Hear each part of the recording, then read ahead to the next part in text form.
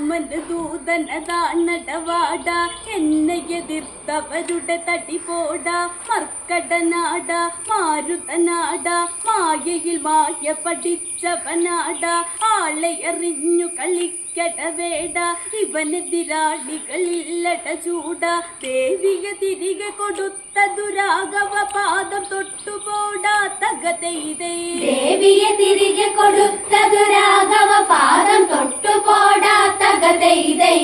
തൊട്ടത് കടന്നലിൻ വലിയൊരു കൂട തകതൈതൈ തൊട്ടത്